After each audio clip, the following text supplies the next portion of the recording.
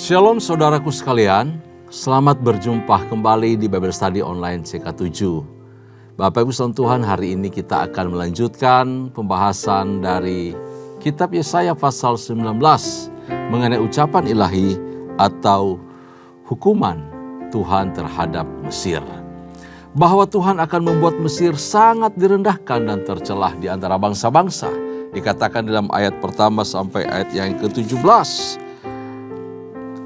Nah, tetapi kemudian pengenalan dan takut akan Tuhan akan dibawa ke Mesir oleh orang-orang Yehuda yang melarikan diri ke sana. Berita ini memberi keseimbangan antara hukuman dan juga berkat atasnya. Apa yang bisa kita ambil dari pasal 17 ini adalah situasi apapun dalam kehidupan kita. Kalau kita tetap berpegang kepada kebenaran, dimanapun kita berada, kita menjadi berkat. Nah, untuk seluruh pasal 19 ini kita akan pelajari bersama-sama. Sebelumnya mari saya ajak kita semua masuk dalam hadirat Tuhan. Kita mau puji sembah Tuhan kita. Inamaya sana.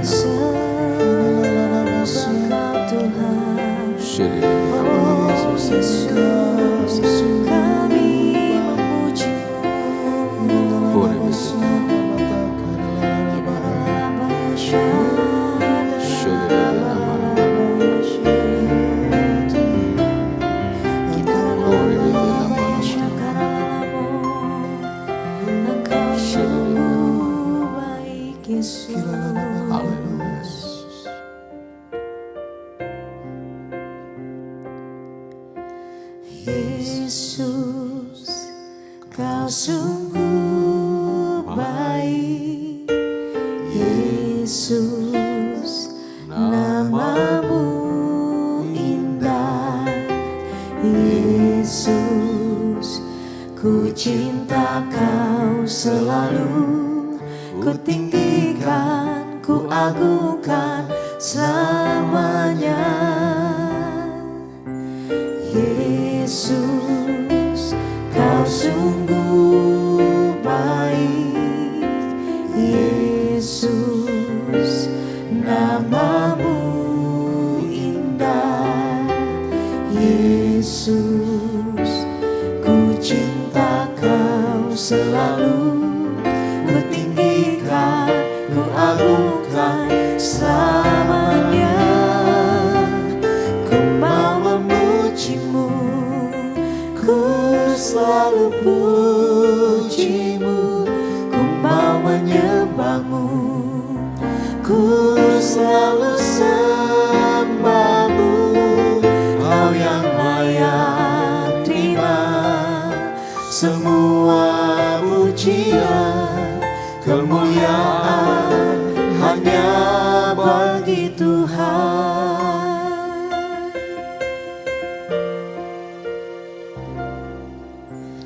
Yesus, kau sungguh baik. Yesus, namamu indah. Yesus, ku cinta kau selalu.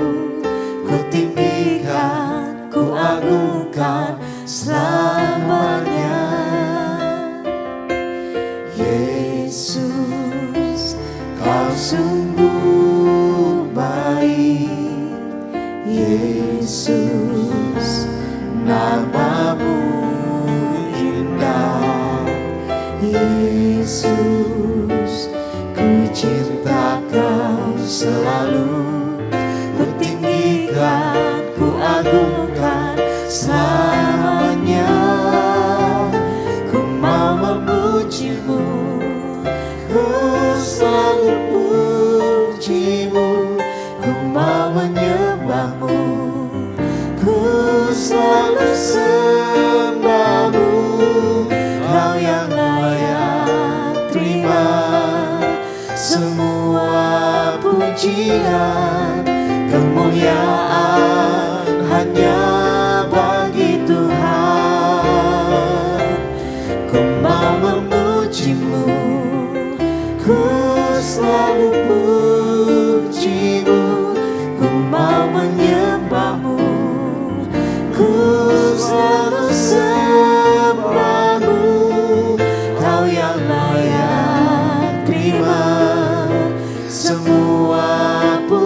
pujian, kemuliaan hanya bagi Tuhan. Kau yang layak terima semua pujian, kemuliaan hanya bagi Tuhan. Kau yang layak terima semua pujian, kemuliaan hanya bagi Tuhan. Segala kemuliaan bagimu Tuhan, pujian bagimu Yesus.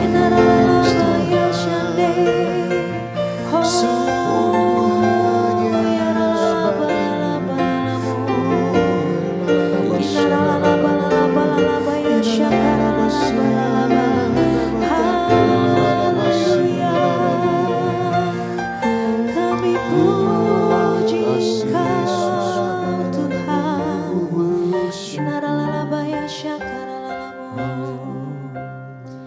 Sebab itu ku memujimu, Engkau Allahku, mulutku kan selalu pujimu, dan angkat tangan sembahmu, tinggikan namamu, Yesus, kemuliaan bagimu. Sebab itu ku memujimu, Engkau Allahku, mulutku kan selalu pujimu, dan angkat tangan sembahmu, tinggikan namamu, Yesus, kemuliaan bagimu. Sebab itu ku memujimu, Engkau Allahku, mulutku kan selalu pujimu, dan angkat tangan sembahmu, tinggikan namamu, Yesus, kemuliaan bagimu.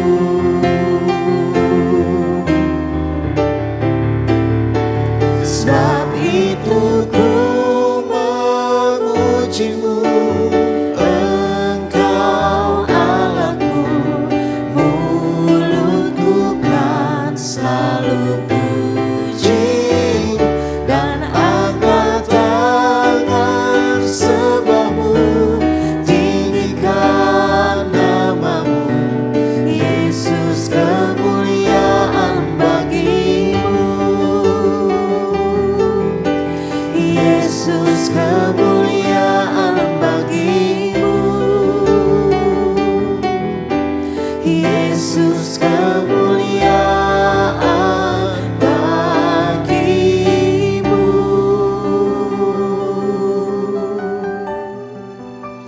Segala kemuliaan, hormat, kejayaan, keagungan hanya bagimu saja ya Tuhan.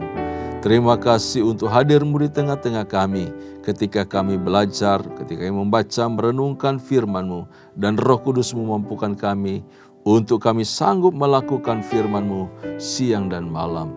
Terpuji nama-Mu ya Tuhan, beri kami hikmat pengertian baru setiap kali kami membaca dan merenungkan firman-Mu, sehingga kami dibaharui dari waktu ke waktu, semakin kami mengenal apa yang benar di dalam Kristus Tuhan kami, mengenal kebenaran, mengenal Kristus Tuhan kami. Terpuji nama-Mu ya Tuhan, dalam nama Yesus kami bersyukur, kami berdoa. Haleluya. Amin. Puji Tuhan. Yesaya pasalnya yang ke-19 dengan judul ucapan ilahi terhadap Mesir. Di buku Alkitab saya halaman 1085. Alkitab terjemahan baru 2. Ya, halaman 1085. Kalau terjemahan baru pertama itu mungkin lebih bawa jumlahnya ya, sekitar 1060 atau lebih. Baik, saya akan bacakan bagian pertama dari pasal 19 ini, yaitu ayat pertama sampai ayatnya yang ke-17. Ayat pertama sampai ayat ke-17 saya akan pandu kita. Demikian firman Tuhan, ucapan ilahi terhadap Mesir. Lihat, Tuhan mengendarai awan yang cepat dan datang ke Mesir. Berhala-berhala Mesir gemetar di hadapannya dan hati orang Mesir menjadi ciut. Aku akan menggerakkan orang Mesir melawan orang Mesir, supaya mereka berperang, setiap orang melawan saudaranya dan setiap orang melawan temannya, kota melawan kota, kerajaan melawan kerajaan. Semangat orang Mesir akan hilang dan rancangannya akan kukacaukan. Mereka akan meminta petunjuk kepada berhala dan tukang jampi, kepada arwah dan roh peramal. Aku akan menyerahkan orang Mesir ke dalam tangan seorang tuan yang kejam dan seorang raja yang bengis akan memerintah mereka. Demikian firman Tuhan, Tuhan semesta alam. Air dari sungai Nil akan habis dan sungai itu akan menjadi kering kerontang atau tohor. Terusan-terusannya akan berbau busuk dan anak-anak sungai Mesir akan menjadi dangkal dan kering. Gelagah dan teberau akan menjadi layu. Rumput di tepi dan di muara sungai Nil dan seluruh tanah pesemaian pada sungai Nil akan menjadi kering dan lenyap ditiup angin. Para nelayan akan mengadu. Semua yang memancing di sungai Nil akan berkabung. Semua yang menjalah di sana akan merana. Orang-orang yang mengolah linen akan mendapat malu. Perempuan-perempuan perajut dan para penenun akan menjadi pucat. Penenun-penenun itu akan remuk hatinya. Segala pekerja upahan akan bersedih hati. Para pembesar Zoan, orang-orang bodoh belaka, para penasehat Firaun, yang paling bijaksana memberi nasihat yang dungu. Bagaimanakah kamu dapat berkata kepada Firaun, aku ini keturunan orang-orang bijaksana, keturunan raja-raja zaman purbakala? Di manakah orang-orang bijaksanamu? Biarlah mereka mengumumkan kepadamu serta memberitahukan apa yang diputuskan Tuhan semesta alam tentang Mesir. Para pembesar Zoan bertindak tolol, para pembesar Memphis sudah terpedaya, para pemuka suku-suku mereka telah memusingkan Mesir. Tuhan telah meramu roh kekacauan di antara mereka, yang memusingkan Mesir dalam segala usahanya, seperti orang mabuk yang pusing waktu muntah-muntah. Tidak ada usaha Mesir yang akan berhasil, yang dilakukan oleh kepala dan kaki tangannya, oleh pangkal dan rantingnya.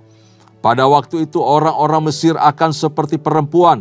Mereka akan gemetar dan terkejut terhadap tangan Tuhan semesta alam yang diacungkannya kepada mereka. Maka tanah Yehuda akan menjadi kegemparan bagi orang Mesir. Setiap kali orang menyebutnya di hadapan mereka, mereka akan gentar karena keputusan yang diambil Tuhan semesta alam melawan mereka. Ayat pertama sampai ayat yang ke-17 bicara mengenai hukuman bagi Mesir. Mesir adalah negara adidaya pada masa itu, negara yang sangat kuat. Dan tentu dia sudah menaklukkan negara-negara di sekitarnya juga, termasuk Filistin dan kota-kotanya ditaklukkan oleh Mesir. Nah, Mesir juga menjadi tempat perlindungan karena kemegahan, kekuatan pasukannya. Jadi Mesir menjadi tempat perlindung bagi bangsa-bangsa yang ada di sekitar Mesir. Lalu beberapa negara melakukan perjanjian damai bersama-sama. Mereka saling menyerahkan diri untuk berlindung di bawah Mesir.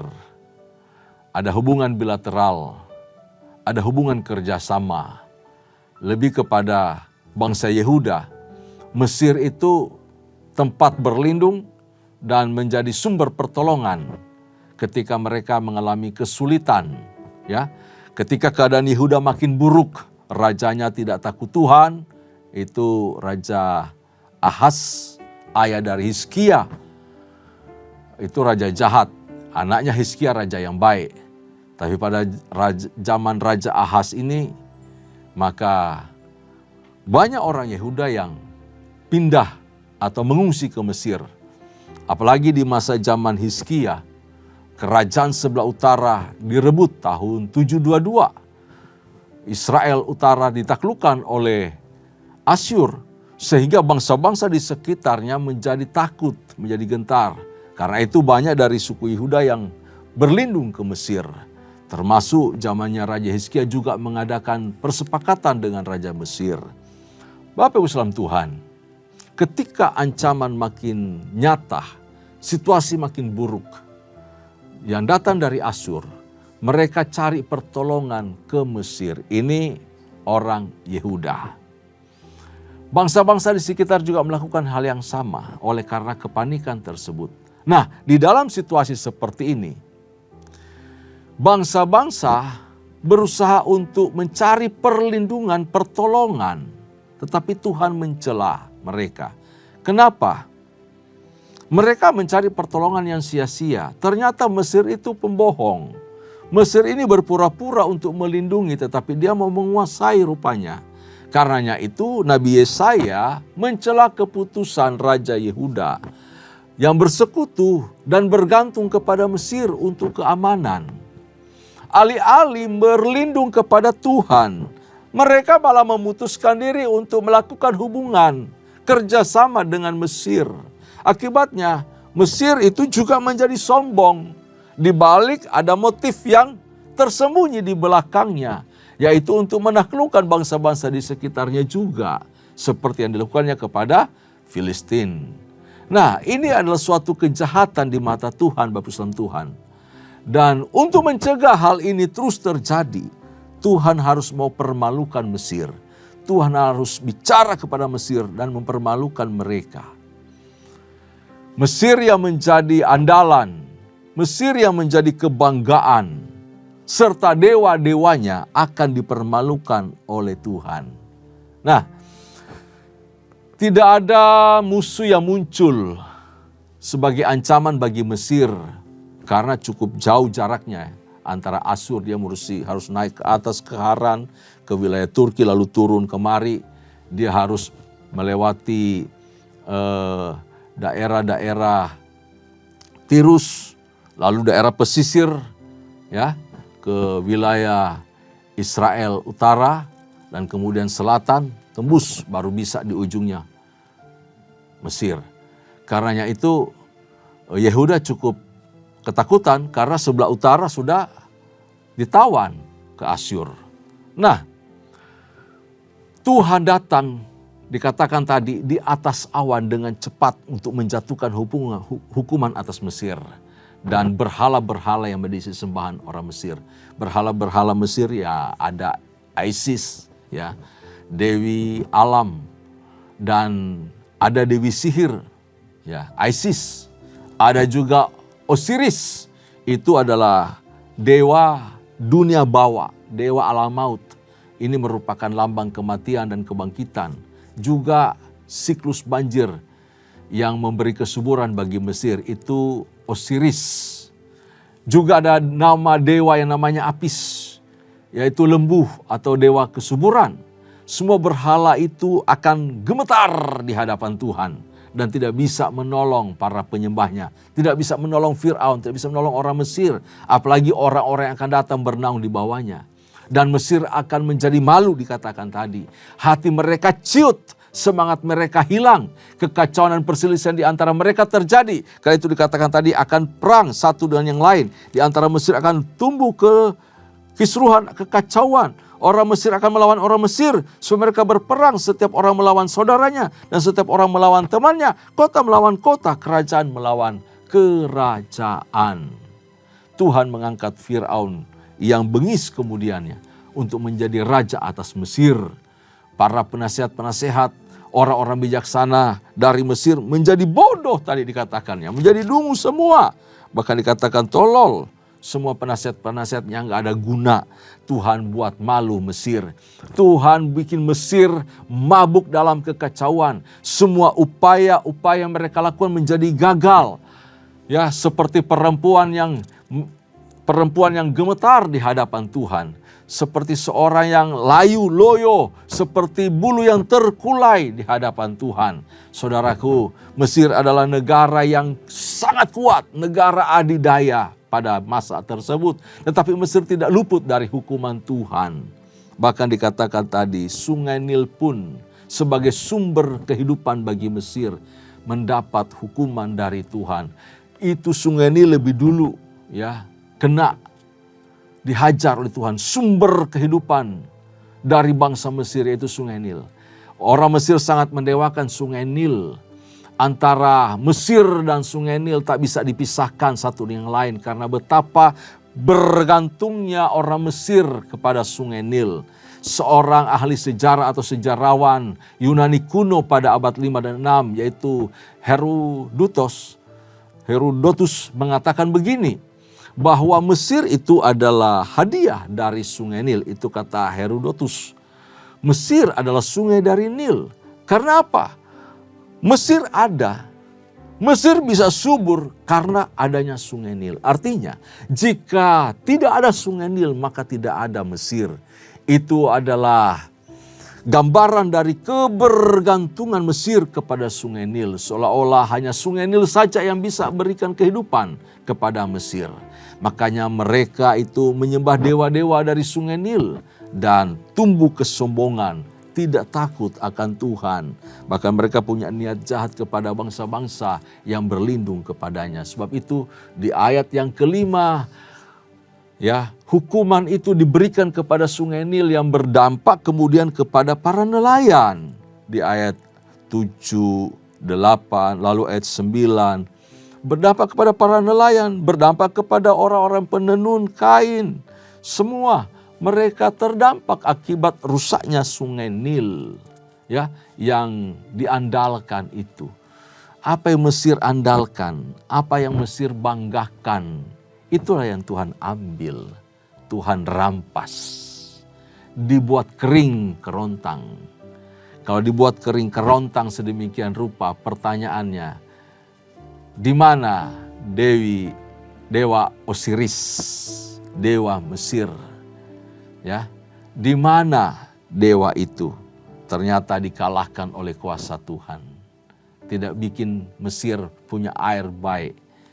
Semua anak-anak sungai menjadi tohor, menjadi dangkal.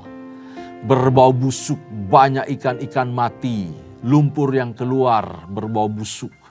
Apa yang kita andalkan, yang kita dewakan, itulah yang Tuhan ambil dari kehidupan kita. Supaya apa? Kita belajar untuk tidak mengandalkan hidup pada yang fana, pada apa yang ada di sekitar kita, pada segala sesuatu yang bersifat sementara. Tapi kita belajar untuk mengandalkan Tuhan. Amin. Bapak Ibu saudara Tuhan, mungkin pekerjaan kita adalah Sungai Nil kita.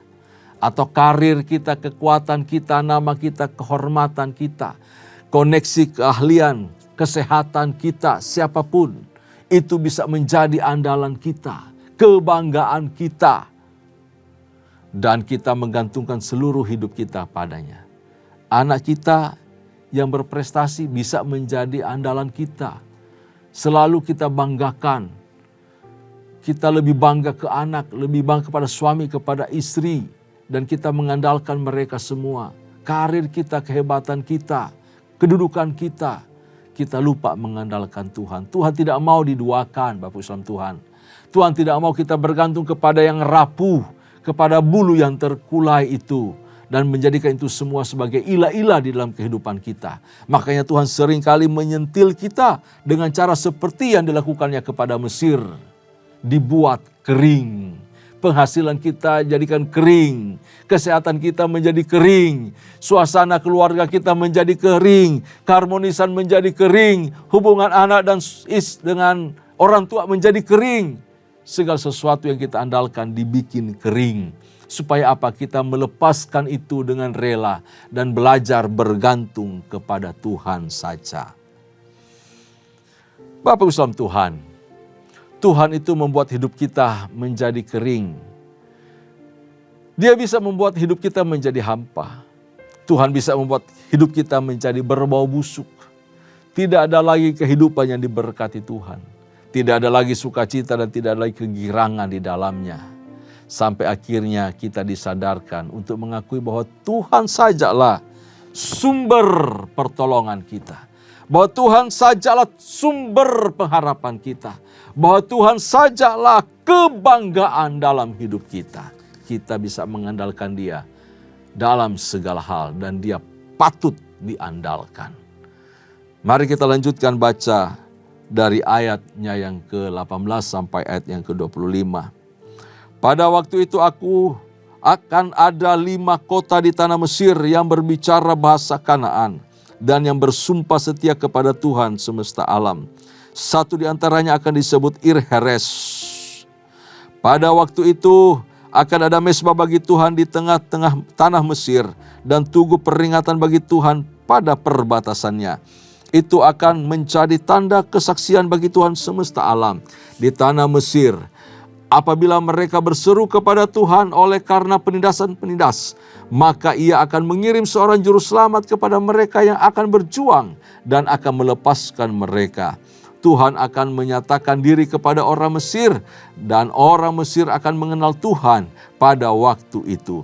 Mereka akan beribadah dengan kurban sembelihan dan kurban sajian dan mereka akan bernasar kepada Tuhan serta membayar nasar itu. Tuhan akan menghajar orang Mesir, akan menghajar dan menyembuhkan mereka, akan berbalik kepada Tuhan dan Ia akan mengabulkan doa mereka serta menyembuhkan mereka. Pada waktu itu akan ada jalan raya dari Mesir ke Asyur, sehingga orang Asyur dapat masuk ke Mesir dan orang Mesir ke Asyur. Dan Mesir akan beribadah bersama Asyur. Pada waktu itu Israel sebagai yang ketiga di samping Mesir dan Asyur akan menjadi berkat di atas bumi. Yang diberkati oleh Tuhan semesta alam dengan berfirman, diberkatilah Mesir umatku dan Asyur buatan tanganku serta Israel milik pusakaku. Nah, pertobatan Mesir setelah hukuman yang dilakukan Tuhan, dijatuhkan Tuhan atas Mesir ini, terjadi karena kesadaran akan dosa. Ya, mereka bertobat, mereka berbalik kepada Tuhan, mereka menyadari bahwa yang mereka lakukan itu salah. Memang kalau kita berpikir, loh yang nawarin untuk berlindung tidak, bukan kami. Mereka sendiri yang mencari perlindungan. Ya, bukan salah kami dong sebagai bangsa Mesir. Tetapi Bapak Islam Tuhan, sebenarnya yang terjadi adalah keangkuhan di balik beberapa bangsa itu yang mau bergabung dengan Mesir menjadi suatu kekuatan baru, membentuk kekuatan baru, persekutuan baru. Nah, sayangnya Mesir punya niat lain bahwa mereka akan menaklukkan, akan mengalahkan, akan menindas kembali bangsa-bangsa tersebut. Seperti mereka telah mengalahkan Filistin dan kota-kotanya. Jadi Tuhan hukum mereka. Nah, puji Tuhan bangsa Mesir bertobat. Bangsa Mesir sadar. Walaupun nanti hukuman ini akan tetap terjadi 40 tahun setelah itu. Hukuman ini, nubuat ini jatuh atas Mesir dan mereka ditaklukkan. Nah, Tuhan akan menyatakan diri kepada Mesir. Dan Mesir akan mengenal Tuhan oleh karena kesaksian dari umat Yehuda. Memang di tengah kesalahan, kejahatan atau dosa yang diperbuat, ada pelajaran yang menarik. Bahwa Tuhan izinkan kondisi umat Allah yang terjepit, yang panik itu, yang lari ke Mesir, berlindung ke Mesir. Dan di sana puji Tuhan mereka tetap menyembah Tuhan. Mereka mendirikan mezbah penyembahan di sana. Sehingga ditemukan bahwa orang Mesir itu bisa berbahasa orang Yehuda. Nama Tuhan dipanggil di Mesir. Gitu. Ya. Ini ada satu kota yang namanya Ir-Heres. Itu kota On namanya. Ir-Heres itu On. Kalau On itu adalah pusat dari penyembahan dewa matahari. Yang disebut juga Heliopolis. Di sana mertua dari Yusuf itu sebagai imam pada zaman dulunya. Imam kepada dewa matahari. Nah, di kota itu nama Tuhan diserukan, dipanggil. Di 5 kota Mesir. Itu luar biasa. Kalau sampai kesaksian pengenalan akan Allah masuk ke Mesir. Lalu bukan saja Mesir yang mengenal Tuhan, tetapi juga nanti Asyur yang akan menyerang Mesir juga bisa mengenal Allah, dikatakan situ. Sehingga hubungan damai akan tercipta antara Asyur, Mesir dan juga Israel. Melalui berita Injil Bapak Ibu saudara Tuhan, Allah memperdamaikan bangsa-bangsa di dunia. Hebat Tuhan kita. Melalui berita Injil, dunia didamaikan, dipersatukan. Ketika semua berkata, aku anak Tuhan, Yesus yang aku sembah, dunia bersatu. Dunia dipersatukan oleh karena kasih Kristus. Berita baik, Injil, di mana-mana kalau disiarkan, disampaikan, akan mempersatukan setiap ras, setiap warna kulit, setiap golongan dari manapun asalnya. Sama-sama menyembah Tuhan. Ya. Hebat, luar biasa. Tuhan itu luar biasa, rancangannya indah. Sehingga antara Asyur, Mesir, dan Israel terjadi persekutuan menjadi umat yang baru. Umat yang baru. Dan kita juga semua bangsa di dunia yang datang menyembah Tuhan atas nama Yesus Kristus Tuhan. Satu nama yang ajaib, satu nama yang luar biasa, kita disebut gereja. Kita disebut umat Allah, umat kesayangan Tuhan. Nah, pesan Tuhan dari pasal 19 ini adalah yang pertama, bahwa Allah kita, Allah yang luar biasa itu, memperkenalkan dirinya sebagai Allah yang berdaulat atas semua bangsa. Dia tidak hanya berfirman kepada Mesir, dia tidak hanya berurusan dengan Asyur, dia tidak hanya berurusan dengan bangsa sebagai umat kepunyaannya atau Israel, tetapi dia juga berurusan dengan semua bangsa di sekitarnya, bahkan seisi dunia adalah ciptaannya. Karena itu dia punya hak prerogatif, dia punya hak untuk ikut campur di dalamnya dan menyampaikan pesannya. Nabinya hanya menjadi alat untuk menyampaikan pesan, supaya apa? Kasihnya, cintanya, tegurannya, nasihatnya, didikannya, hukumannya juga sampai ke semua bangsa tersebut. Ia adalah Allah Israel. Ia adalah Allah penguasa semesta dan tidak ada Allah lain yang setara dengan Dia. Semua berhala dikacaukan, dikalahkan oleh nama Yahweh, nama Allah kita, Yesus Kristus Tuhan. Haleluya. Yang kedua, pesan firman Tuhan di pasal 19 ini adalah disiplin dan penghukuman Allah bagi orang percaya berakibat pada kebaikan. Tidak ada disiplin atau hukuman dari Tuhan untuk menghancurkan orang percaya. Semua bentuk disiplin ataupun teguran hukuman yang diberikan Allah kepada umat yang mengasihi Dia atau umat yang dikasihinya selalu tujuannya untuk kebaikan.